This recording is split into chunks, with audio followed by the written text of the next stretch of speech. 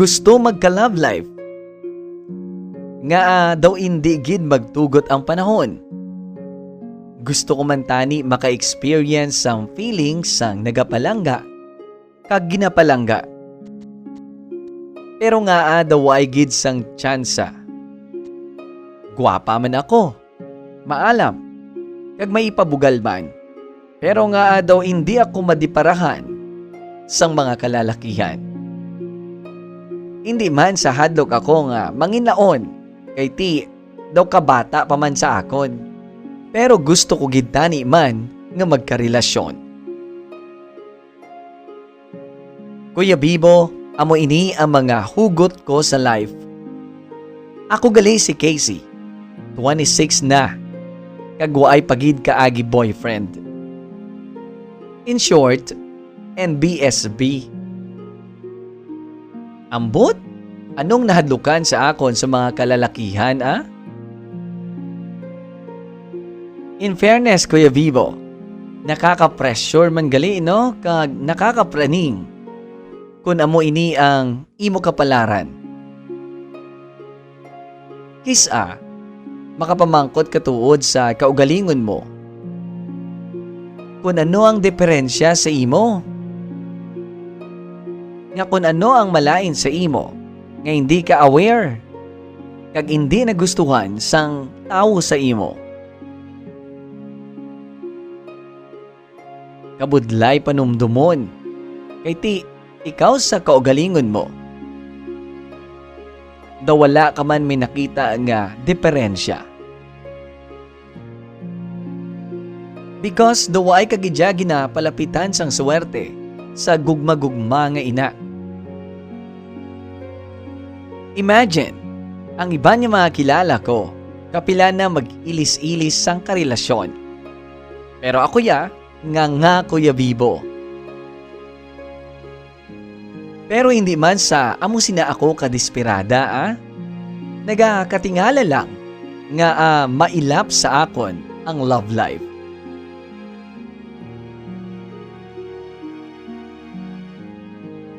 Medyo hindi amo ini ka seryoso ang akon problema.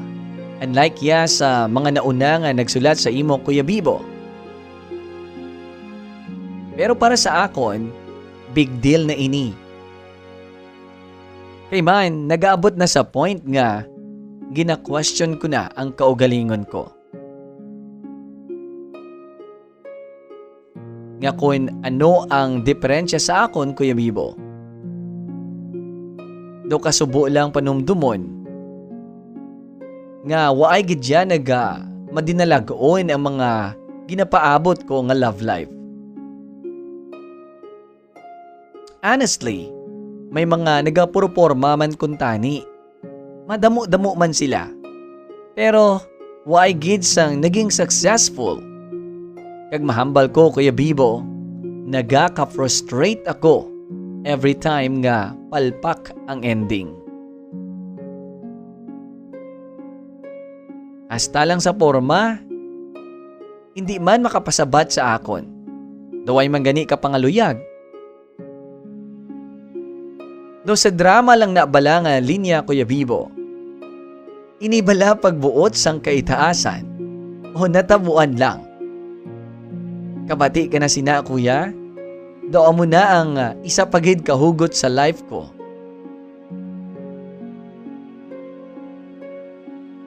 Nga do kaiwat gid sang love life.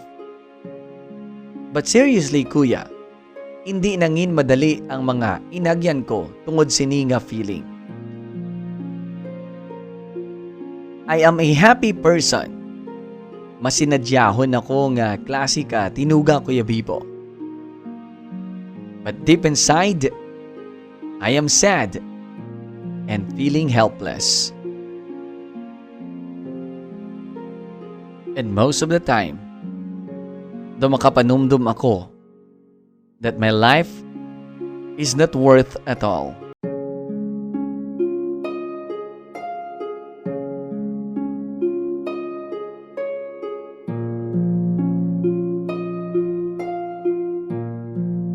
Kuya Kuya Vivo, kabay nga may pasensya ka pa sa pagpamati sang kasugpon sang akon heart story. Naglabot ako sa point, kuya, nga nahulog sa depresyon. Ang abi ko simple lang nga problema. Inabala nga hindi mo na ma-explain ang kalain sang pamatyagan mo. Every time nga ginadinay ka sang kapalaran nga mangin happy.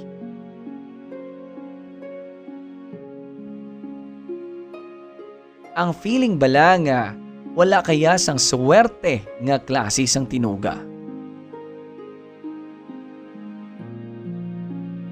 Nga hindi ka worth it siguro nga tao nga palanggaon. Amo na nga ginapangindian ka sang kung sino man nga makilala mo.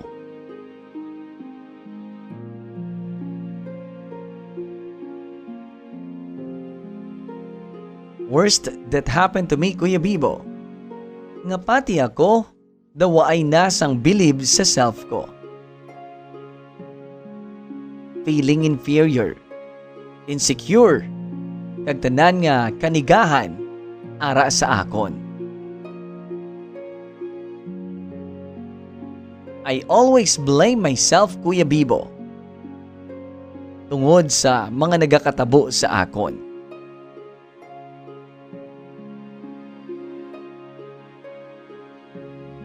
Intagaan ta sang gamay nga background sa akon nga pamilya.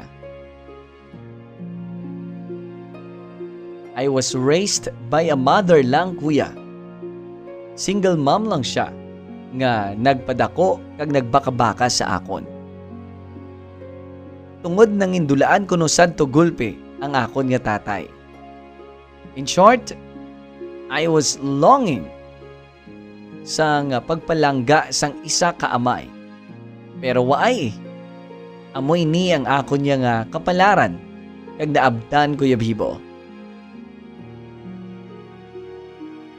But no regrets Thankful man ako gihapon sa iya.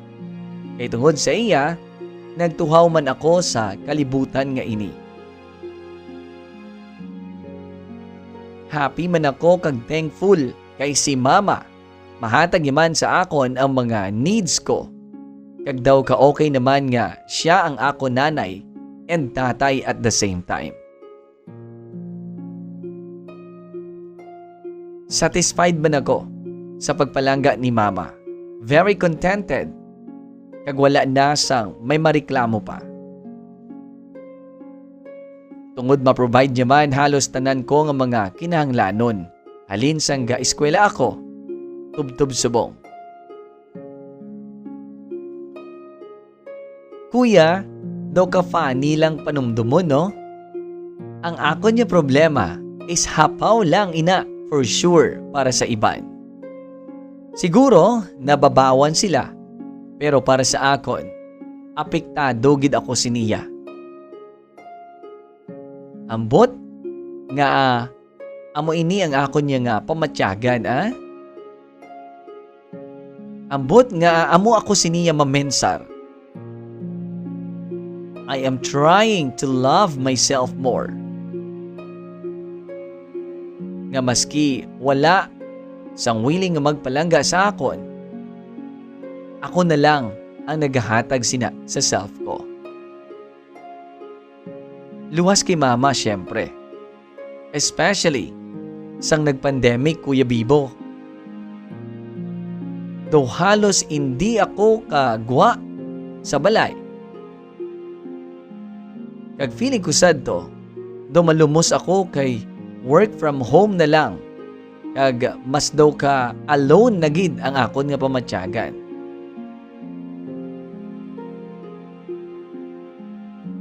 Inabalang feeling nga do nagaisahanon ka.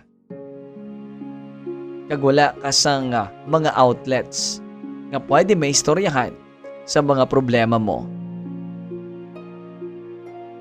Though, nag-istorya man kami ni mama, pero hindi amo na ka-open ako sa iya.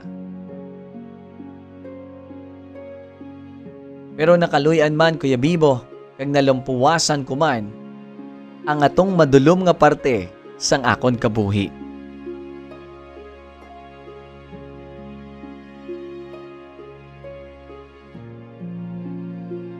Insang natabo ato sa akon, dito ko lubos na intindihan nga hindi basta-basta ang depresyon.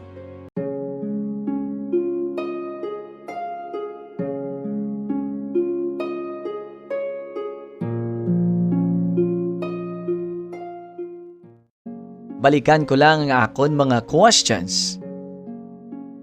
Nga daw wala gid may nagakadesidido gid sa akon nga mga lalaki man? Kag wala man sa paghakwat sang self ko, Kuya Bibo, no? May tsura man ako. Amo lang na, medyo hindi amo na ka-sexy. Chubby, pwede siguro. Pero hindi over, ha? Kag may alam man. May dating. Kag may trabaho man nga disente. Pero nga ang mga boys, Kuya Bibo, daw tropa-tropa lang gidya ang treatment nila sa akon. Ang iban ko nga mga amiga, abaw, dumakahilisa. Kay ti, kapila na sila yung mag-love life. In short, kapila na sila yung mag-ilis-ilis boyfriend. Sa akon niya, nga daw wala gid sang nagapangisog, haw? No, hindi ako kaintindi nga natahap sa ako ng mga lalaki, Kuya Bibo. Hindi man ako mataray. Smiling face man ako. Kag mahambal mo nga, madali pakisamahan. Pero sa nahambal ko na kaina, may mga times man nga may nagapalpabatyag man sa akon. Mga kalalakihan nga mahambal mo, nagpuluporma man na. Pero di hindi amo na kapursigido. Hasta lang sa palipad hangin, dason, gulpi lang man mangindulaan. And I'm trying to be nice, really, Kuya Bibo. Pero nagakatahap gid sila sa akon. Anong ara sa akon? Nga no hindi sila katiner. Hasta nga may nakilala ako, Kuya Bibo. Ini siya ginpatigayon sang akon amiga.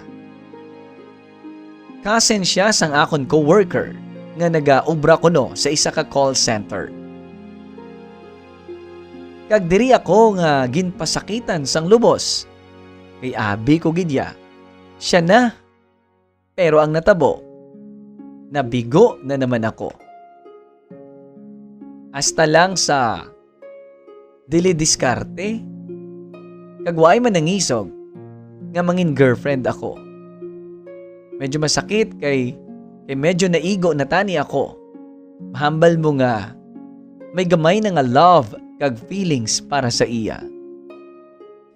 But then, wala niya na sustain. Kag nabili na naman ako nga Kuya Bibo.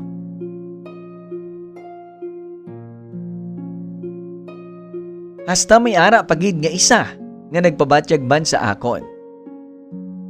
Siya si Ayan. Si Ayan naman, mutual friend namon sang isa ko kabarkada sang college. Nakipag-make friends sa Facebook, nakipagkilala, nakipag-chika-chika gamay, hasta nga medyo doon nagdalo man ang amon nga mga conversations. Kag daw nag-assume na ako gani nga base amo na ini ang perfect time. Kag siya na ang insakto nga tawo para sa akon. Pero kuya, pa-fall na naman si Ayan. Wala man gihapon tsansa. Si ako, luhaan gihapon. Nga amo na sila yaman, Kuya Bibo? Nga ano ang diferensya sa akon? Nga nga gulpi na lang mangindulaan along the way kung sa diin nga nagatuon naman tani pitik-pitik ang akon nga balatyagon. Akon ko medyo nagakasakitan ako kuya. Kay na balang feeling nga neglected ka. Kaya hindi ko mahimo malikawan nga ma-question ng akon nga self. What's in me? Nga hindi ko ya pwede mangin happy. And for one reason, nga nagaka-depressed ako. Kay wala gid sang bag-o sa akon kabuhi. Inabalang feeling ko nga daw monotonous lang sang akon nga life. Because zero love life gid ako kuya. To top it all, 26 na ako. And BSB man sa gihapon. Actually, Kuya Bibo, sa pagpamati ko sa imo programa, doon nagakahisa man ako kung kaisa sa mga babae nga nagapadala sa imo sang ila problema. Do makahambal pa ko gani nga okay ka pa ya gani, may love life ka pa? Ako ya gani, sa subong pa lang, ginaproblema ko na ang magka-love life pa lang. Kay bisan masalimuot kisa ang ilang mga kapalaran sa mga nagapadala sa imo. At least, may ara sila ya nga masugid nga istorya. Kuya Bibo, para sa iba, might be hapaw ang akon nga story. Pero honestly, depression came in.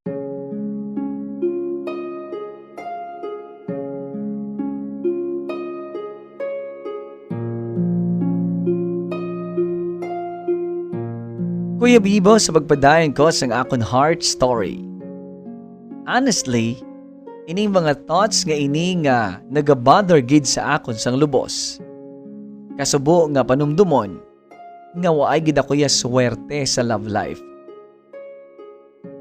Dugang pressure pa sa akon ang mga chismosa nga mga tao sa palibot ko, Kuya Bibo. Nga san o kuno ako mamana, ninobyo gani, wala, pamanahon pa ayhan. Bisan gani ang mga suod ko gid nga mga friends, halos may mga kabataan na sila, kag nagapinamangkot sila sa akon. San o ka pa ya mamana? Sino nang boyfriend mo? Kag ina nga mga simple questions, Kuya Bibo, nagatudok sa akon nga balatyagon nga daw nagakasakitan ako. Maski hindi pa nila hungod ang ina nga mga questions.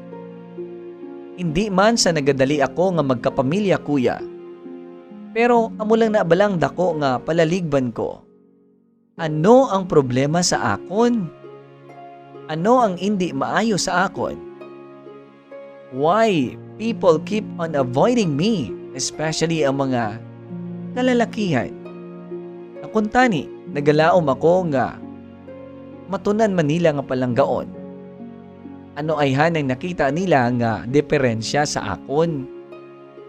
And you know what, Kuya Bibo? Kung ano pa kapadalom ko pensar, dito pagidago naga dugang upset.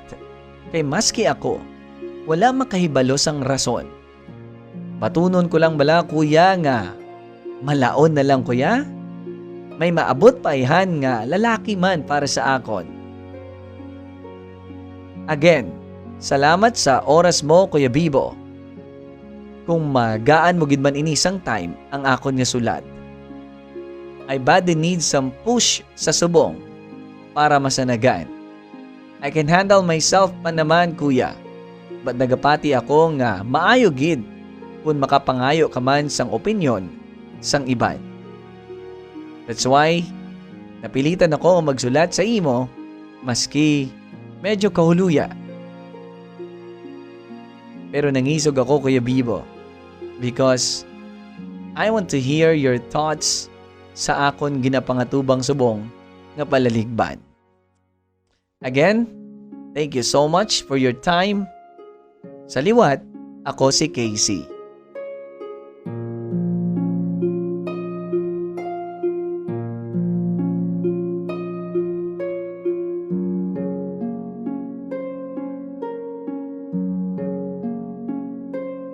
Casey. I was moved by your story. Come on, Casey. I am sending virtual hug first to let you know that I care for you. That I'm here, willing to listen gid sa imo mga sentiments in life. I am really looking forward nga makilala ka pa gid. And I just want you to know also that na-appreciate ko gid. Seriously ha, na-appreciate ko gid ang imong effort. Because ginsalig mo ang imong story sa akon. And that is one of those effective ways no sa mga tao nga medyo nagaka-encounter sa mga problema nga somehow makakos na sang anxiety and worst, depression. You need to pour it out. You need to unload all the baggages dira sa heart and mind mo kag nahimo mo ina sa programa ni Bibo. And you need someone to listen, no? And understand. And you are on the right person. Gani ginapasalamatan tagid ikaw, Casey. Siguro ang thoughts ko diri sa problema mo. Casey always believed na may mga bagay-bagay nga may perfect timing ina. Maski sa love life pa. Kung hindi pati on, hindi gid na iya mag-abot. Diba, kung ginadalian ta, Casey, dira pa kita more nga nagakasablay. Siling gani sa kanta, love moves in mysterious ways. So be it. Let love came in sa imo kabuhi mysteriously. Sangkusa, para suabe lang.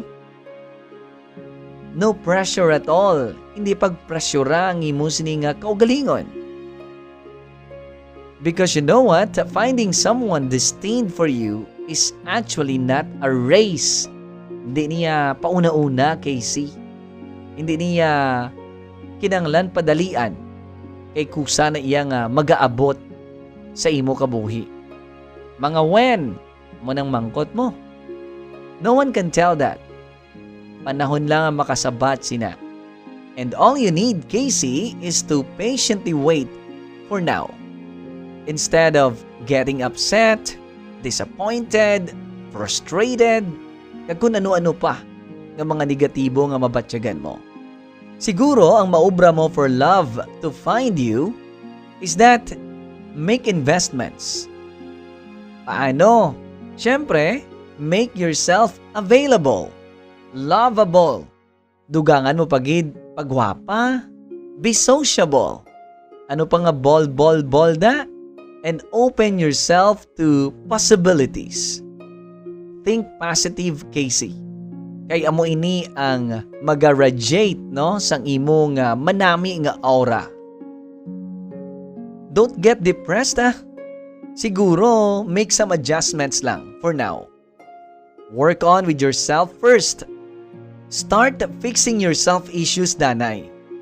Para buo na imo heart when your destined guy came in.